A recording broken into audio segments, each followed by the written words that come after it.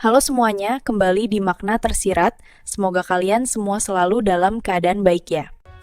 Buat kalian yang baru mampir, jangan lupa subscribe dan like kalau kamu suka konten Makna Tersirat.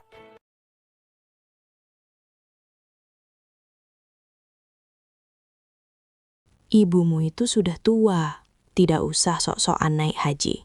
Uangnya lebih berguna buat dukung karirku agar terlihat mapan di kantor. Kalimat kejam Mas Aris itu masih terngiang jelas, merobek hatiku yang selama ini selalu berusaha sabar. Aku kira dia cuma emosi sesaat, tapi penemuanku hari ini di tas kerjanya benar-benar bikin badanku lemas seketika. Tanganku gemetar hebat saat menarik keluar sebuah kotak iPhone seri terbaru yang masih terbungkus plastik rapih. Di sebelahnya terselip nota pembelian atas nama wanita lain, dengan nominal yang jauh di atas gaji bulanan suamiku. Darahku mendidih, bukan cuma karena cemburu, tapi karena aku tahu persis dari mana asal uang puluhan juta itu. Tega-teganya dia menguras habis tabungan haji ibuku yang sudah dikumpulkan receh demi receh selama puluhan tahun cuma demi gengsi. Mas Aris lupa, istri yang dia anggap bodoh dan miskin ini sebenarnya memegang kartu as yang bisa menghancurkan hidupnya dalam sekejap. Namaku Ratih, dan kalau kalian lihat penampilanku sehari-hari yang cuma pakai daster butut dan jilbab instan, kalian pasti bakal mengira aku cuma ibu rumah tangga biasa yang gaptek dan kuper. Mas Aris, suamiku, selalu menanamkan pemikiran itu di kepalaku selama 5 tahun pernikahan kami. Dia bekerja sebagai staf admin di sebuah perusahaan berkembang dengan gaji 5 juta rupiah, tapi gaya hidupnya di luar rumah sudah kayak pejabat eselon 1. Tiap pagi, kemeja kerjanya harus disetrika licin pakai pelicin pakaian premium, sepatu pantofelnya harus semir mengkilap, dan rambutnya wajib klimis pakai pomade mahal. Katanya, penampilan itu investasi karir, biar dia disegani sama atasan dan klien. Padahal buat beli beras sama bayar listrik saja, aku sering harus ngutang dulu ke warung Butejo, karena uang belanja dari Mas Aris seringkali sudah dipotong duluan buat uang kopi dia di kantor. Sifat Mas Aris yang gila hormat itu makin menjadi-jadi belakangan ini. Dia sering pulang marah-marah cuma gara-gara lauk di meja makan cuma tempe orek dan sayur asem. Dia bilang, "Gimana aku bisa kerja bener kalau asupan gizinya kayak gini? Kamu itu istri nggak becus ngatur duit." Hatiku sakit banget dengarnya. Padahal dia cuma kasih sisa gaji 1 juta buat makan sebulan, bayar air, dan kebutuhan dapur. Sisanya habis buat cicilan motor sport yang dia paksakan beli baju branded biar nggak kalah saing sama teman kantornya, dan nongkrong di kafe tiap pulang kerja. Aku cuma bisa alus dada, menahan air mata biar nggak jatuh di depan dia. Aku nggak mau libut, apalagi ibu sekarang tinggal sama kami dan kondisinya makin lemah karena sakit tua. Yang Mas Aris nggak pernah tahu, di balik daster lusuhku ini aku menyimpan rahasia besar, yang kalau dia tahu, mungkin dia bakal sujud di kakiku. Perusahaan tempat dia bekerja, tempat dia mati-matian cari muka itu, sebenarnya adalah milik mendiang papaku. Sekarang, kepemilikan saham mayoritas ada di tanganku, tapi aku serahkan pengelolaannya kepada Darmawan, pengacara kepercayaan keluarga, karena aku ingin fokus merawat ibu dan menjadi istri yang berbakti. Aku sengaja menyembunyikan identitasku sebagai pemilik perusahaan, karena aku ingin Mas Aris mencintai aku apa adanya, bukan karena hartaku. Lagi pula, aku ingin melihat seberapa besar tanggung jawab dia sebagai kepala keluarga, tanpa campur tangan kekayaan keluargaku. Dan sejauh ini, hasilnya sangat mengecewakan. Satu-satunya hiburan dan harapanku cuma tabungan haji buat ibu. Sejak sebelum nikah, aku sudah menyisihkan uang hasil kerja sampinganku jualan kue online, yang juga Mas Aris nggak tahu, ke rekening khusus. Niatku cuma satu, memberangkatkan ibu ke Tanah Suci, selagi beliau masih ada umur. Rekening itu aku tautkan ke M-Banking di HP lamaku yang jarang kepakai, dan buku tabungannya aku simpan rapi di laci lemari baju ibu. Jumlahnya lumayan, sudah hampir cukup untuk porsi Haji Plus, biar ibu nggak perlu antre lama. Tiap kali melihat wajah damai ibu yang lagi zikir, Rasanya capekku melayani tingkah Mas Aris langsung hilang. Tapi ketenangan itu mulai terusik sore ini. Mas Aris pulang lebih cepat dari biasanya, dengan wajah sumringah yang aneh. Biasanya dia pulang dengan muka ditekuk dan langsung minta pijat. Tapi kali ini dia bersenandung kecil sambil menenteng tas kerjanya masuk ke kamar. "Dek, buatin kopi ya, jangan terlalu manis," teriaknya dari kamar dengan nada yang tumben-tumbenan ramah. Aku yang lagi nyuapin ibu di kamar sebelah cuma menyahut iya. Ada perasaan gak enak yang tiba-tiba menyelinap di dada. Firasat seorang istri yang biasanya jarang leset. Bau parfumnya juga beda. Bukan wangi parfum isi ulang yang biasa aku belikan, tapi wangi parfum mahal yang menusuk hidung. Wangi yang agak feminin. Setelah menyuapin ibu, aku masuk ke kamar buat ambil baju ganti Mas Aris. Dia lagi mandi. Terdengar suara air gemericik dari kamar mandi dalam. Mataku tertuju pada tas kerja kulit imitasi miliknya yang tergeletak di atas kasur. Biasanya, Mas Aris paling anti tasnya disentuh, selalu dikunci rapat.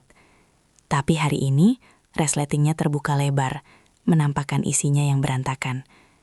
Niat awalku cuma mau merapikan posisinya biar nggak jatuh. Tapi mataku menangkap sesuatu yang ganjil. Ada sebuah kotak putih persegi panjang yang menyembul dari sela-sela berkas kantor. Jantungku mulai berdegup kincang. Tanganku terulur ragu-ragu untuk mengambilnya. Saat aku tarik benda itu keluar, nafasku tercekat. Itu kotak iPhone 15 Pro Max terbaru. Masih segel plastik rapi. Warnanya titanium natural. Persis kayak yang sering muncul di iklan Instagram. Otakku langsung kalkulasi cepat. Harganya pasti di atas 20 juta. Dari mana Mas Aris punya uang sebanyak ini? Gajinya saja cuma 5 juta. Cicilan motor 2 juta, sisa 3 juta pun sering kurang buat gaya hidupnya. Apa dia dapat bonus kantor? Tapi Pak Darmawan gak pernah lapor ada pembagian bonus bulan ini. Tanganku gemetar saat membalik kotak itu, mencari petunjuk lain. Dan benar saja, sebuah nota pembelian terjatuh dari selipan plastik pembungkusnya. Aku memungut kertas truk itu dengan tangan dingin. Mataku nanar membaca deretan angka yang tertera di sana. 24.999.000 rupiah. Dibayar lunas, alias cash. Tapi yang bikin duniaku rasanya mau runtuh, bukan cuma nominalnya. Di kolom customer name, tertulis jelas nama yang bukan namaku. Bukan juga nama Mas Aris. Tertulis di sana, untuk Bella sayang. Bella? Sekretaris baru di kantornya yang sering dia ceritakan itu? Sekretaris yang katanya masih muda tapi gesit itu?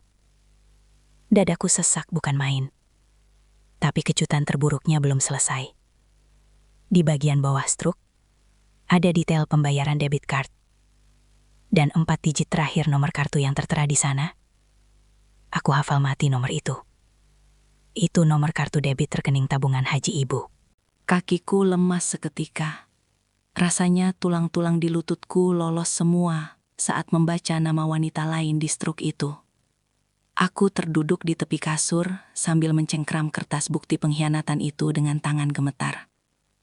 Otakku masih berusaha menyangkal.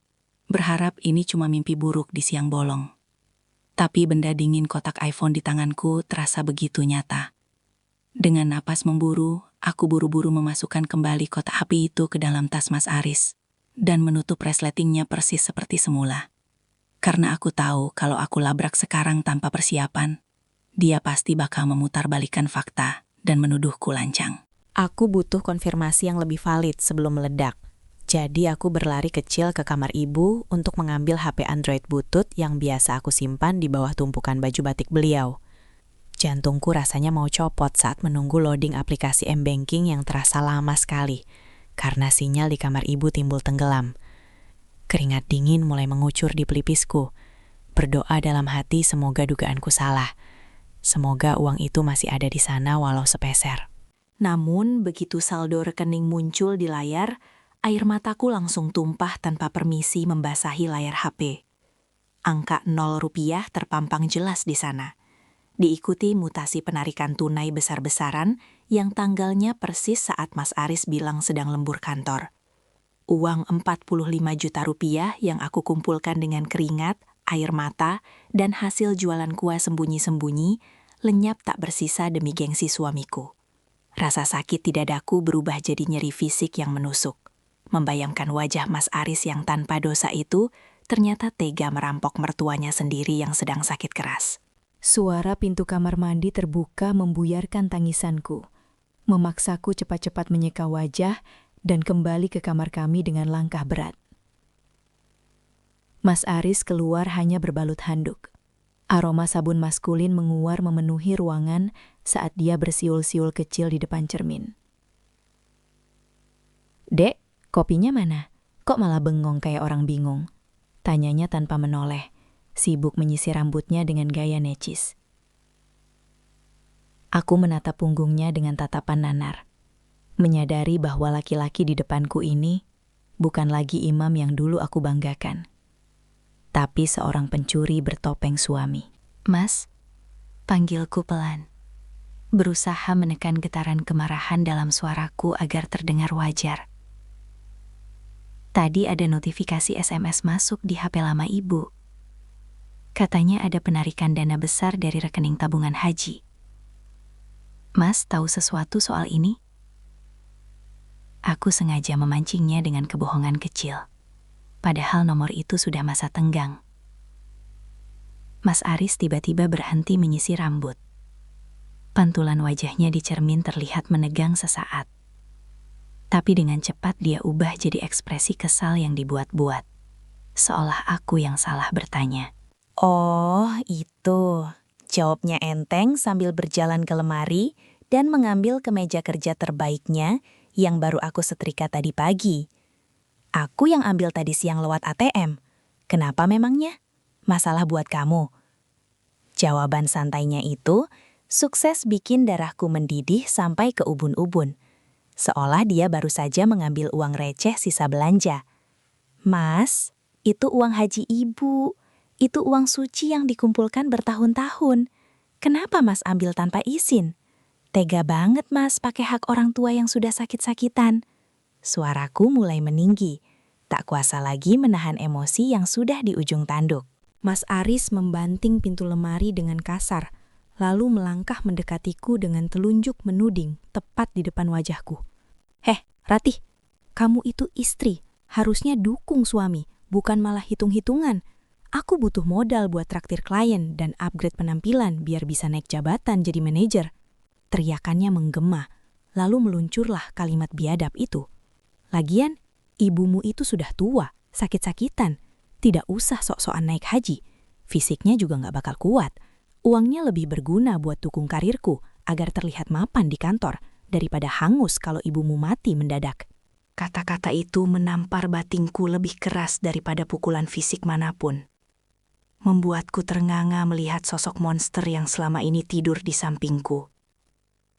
Mas Aris mendengus kesal, menyambar tas kerjanya yang berisi iPhone haram itu, dan bergegas keluar kamar tanpa asa bersalah sedikit pun. "Aku mau meeting sama atasan di luar. Gak usah tunggu aku pulang," bentaknya sebelum suara motor sportnya menderu menjauh. Sepeninggal dia, aku tidak lagi menangis, tapi langsung mengambil HP-ku dan mendayal nomor Pak Darmawan dengan tangan gemetar, namun penuh tekad.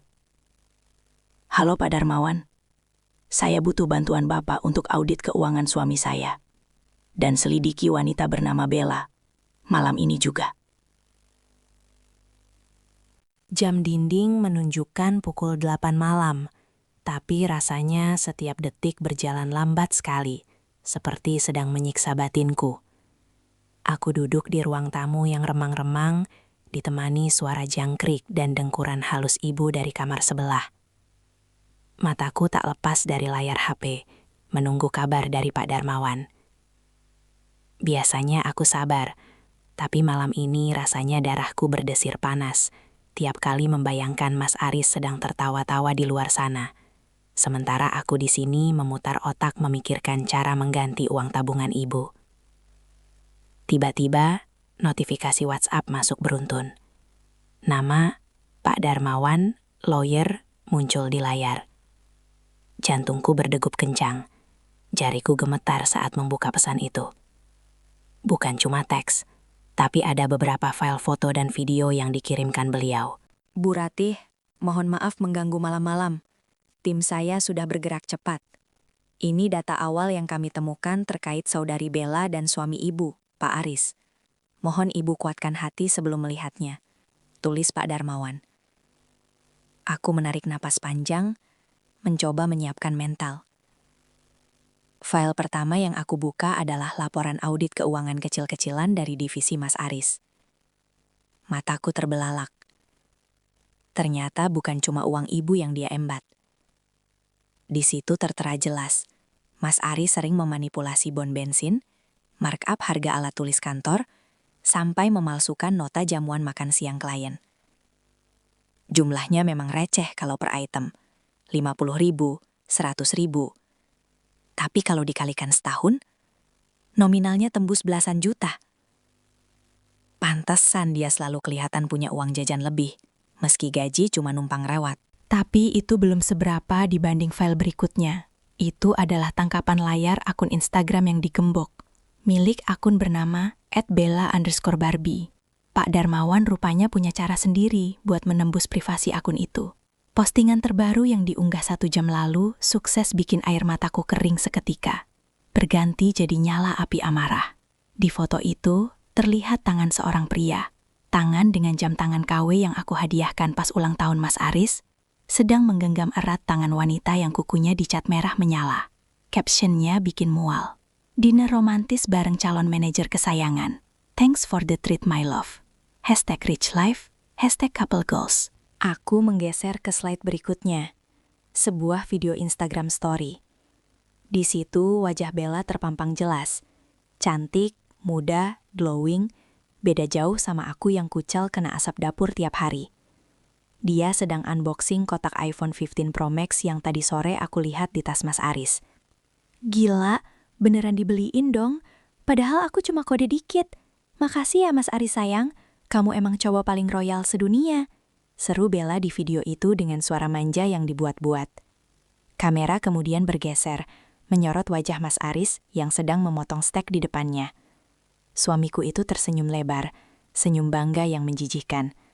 Apapun buat kamu, Bel, biar kamu makin semangat kerjanya bantuin aku, jawab Mas Aris di video itu.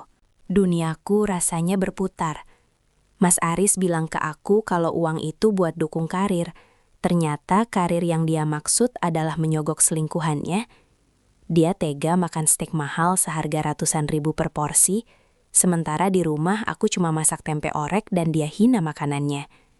Dia belikan HP puluhan juta buat pelakor itu, pakai uang yang dikumpulkan ibu dengan susah payah sampai punggungnya bongkok.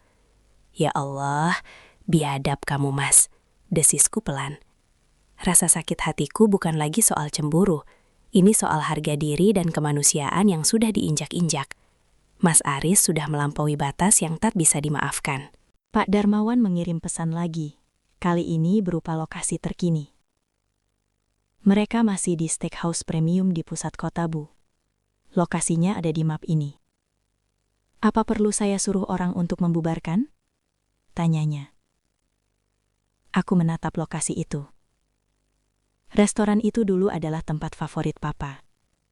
Aku tahu betul tempatnya.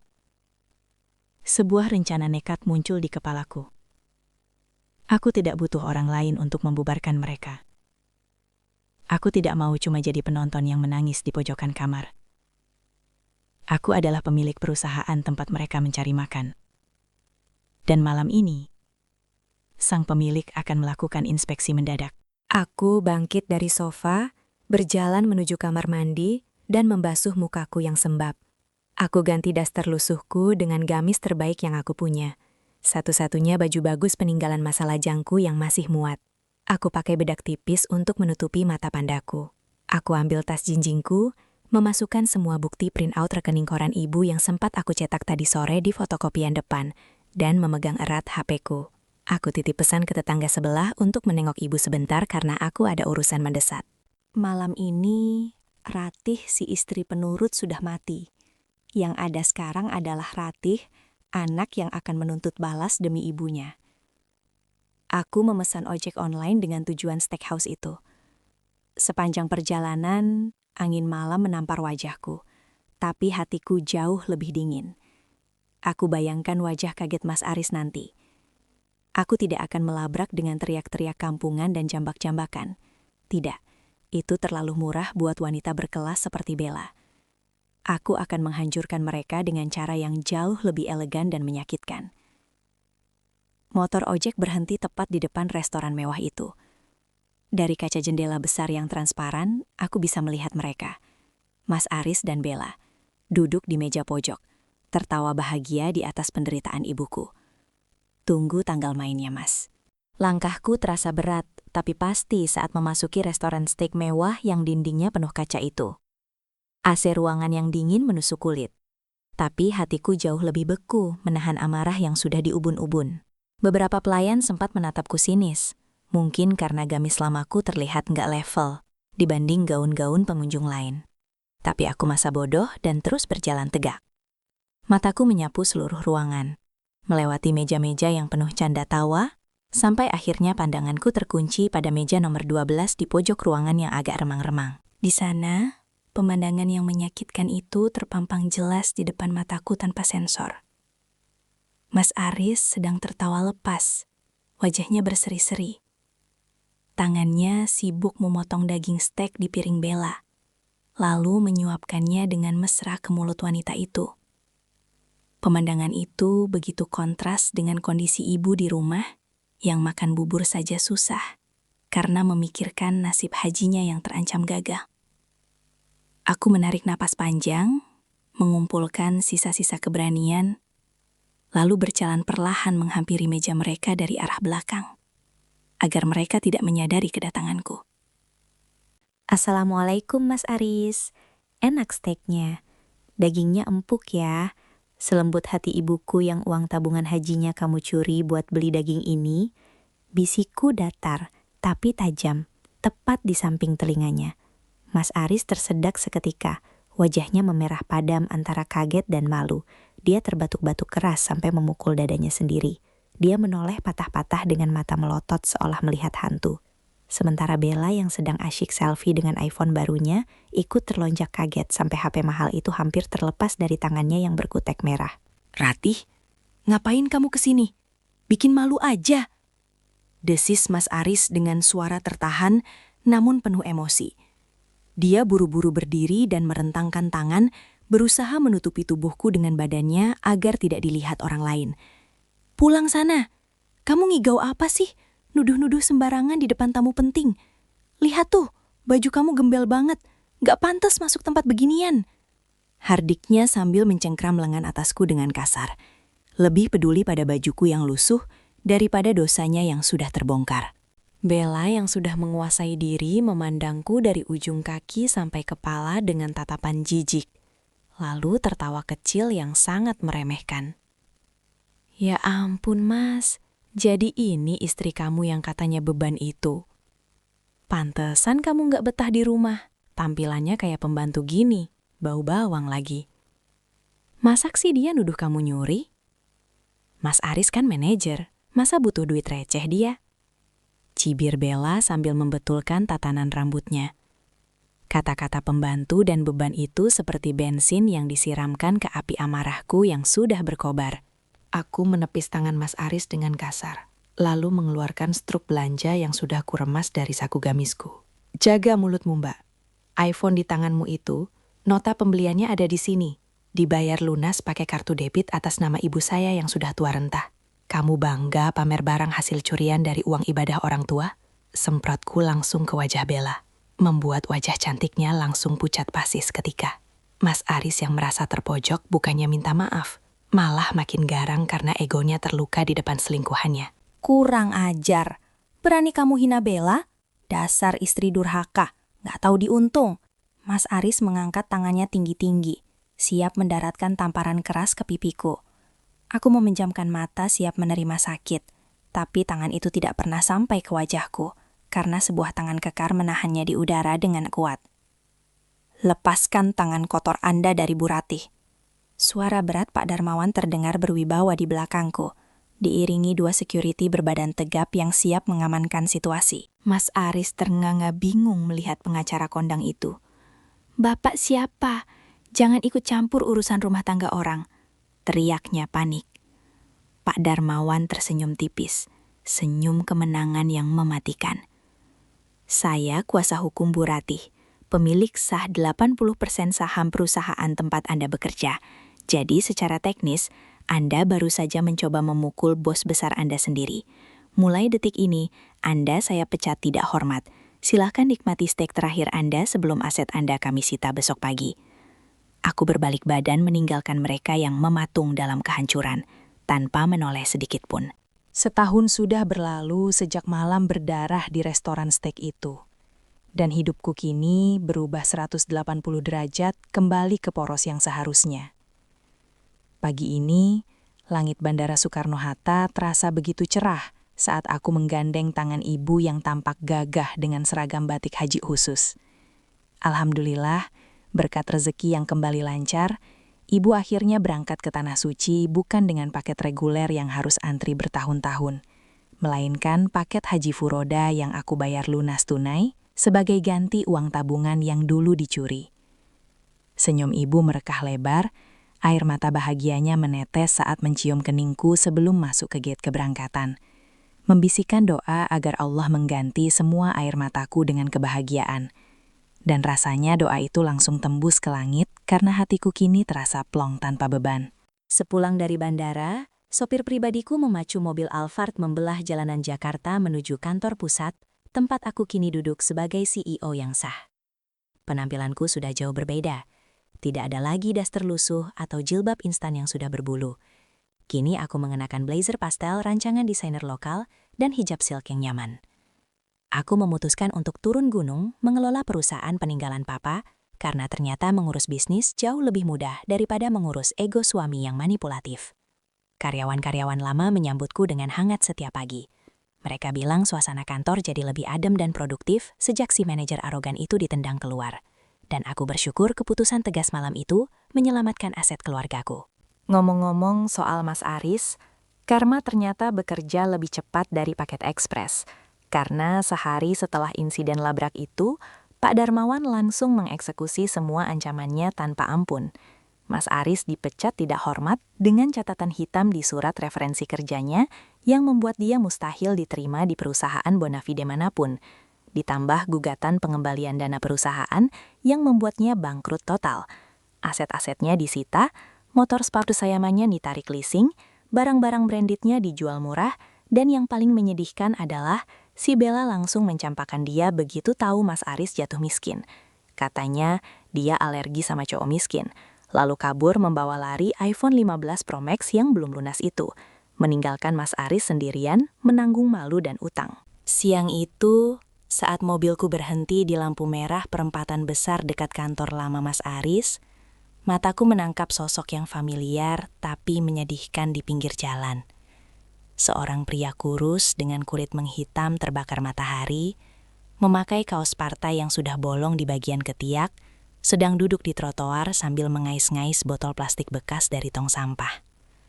Rambutnya yang dulu selalu klimis kena pomade mahal, kini gimbal dan kusam penuh debu jalanan. Wajahnya tirus dengan mata cekung seperti orang yang kurang tidur berbulan-bulan. Jantungku berdesir hebat, bukan karena sisa-sisa cinta, tapi karena rasa iba yang bercampur negeri menyadari bahwa gelandangan itu adalah Mas Aris, mantan suamiku yang dulu begitu sombong menghina ibuku. Rupanya dia menyadari keberadaan mobilku, entah karena mengenali plat nomor atau sekedar insting putus asa. Dia tiba-tiba berlari mendekat dan menggedor-gedor kaca jendela dengan tangan kotornya. Dia berteriak memanggil namaku dengan suara serak yang terdengar sangat putus asa, memohon belas kasihan karena kelaparan. Supirku kaget dan hendak membunyikan klakson untuk mengusirnya, karena dikira orang gila yang mengamuk. Tapi aku memberi isyarat tangan untuk diam sebentar. Aku menurunkan kaca jendela hanya sedikit, secelah jari. Cukup untuk dia melihat mataku yang kini menatapnya tanpa rasa takut sedikit pun. berbeda dengan Ratih yang dulu selalu menunduk patuh. Ratih, Dek, maafin Mas. Mas hilaf. Tolong kasih Mas kesempatan kedua, atau seenggaknya kasih Mas uang buat makan. Mas nggak kuat. Rintihnya memelas dengan air mata yang meleleh di pipinya yang kotor, menciptakan jalur di antara debu. Dulu, wajah memelas ini mungkin akan membuatku luluh dan memberinya segalanya. Tapi sekarang, aku hanya melihat orang asing yang pernah mencoba membunuh harapan ibuku demi gengsi semu. Aku mengambil selembar uang 100.000 dari dompetku, lalu menyelipkannya keluar celah jendela sebagai sedekah terakhir. Ini buat beli makan, Mas. Lalu pulanglah ke kampung dan jangan pernah tunjukkan wajahmu di depan aku atau ibu lagi. Karena kita sudah selesai dunia akhirat. Tanpa menunggu jawabannya, aku menutup kembali kaca jendela rapat-rapat dan menyuruh sopir jalan saat lampu berubah hijau, meninggalkan dia yang masih terpaku menatap uang di tangannya.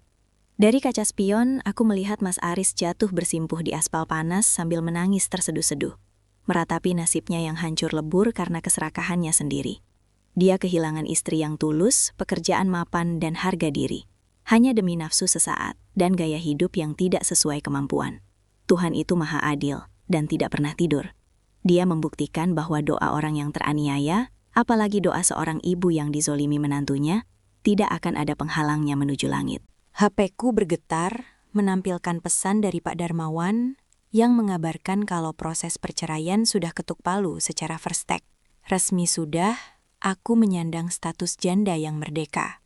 Pelajaran berharga buat para suami di luar sana, jangan pernah meremehkan istri yang diam dan sabar di rumah dengan daster lusuhnya. Kalian tidak tahu doa apa yang dia langitkan di sepertiga malam, dan kekuatan apa yang dia sembunyikan demi keutuhan rumah tangga. Hargai istrimu selagi dia masih ada dan tulus melayanimu. Karena saat hati istri sudah mati karena tersakiti, penyesalan kalian hanya akan datang terlambat, dan karma tidak akan pernah salah alamat.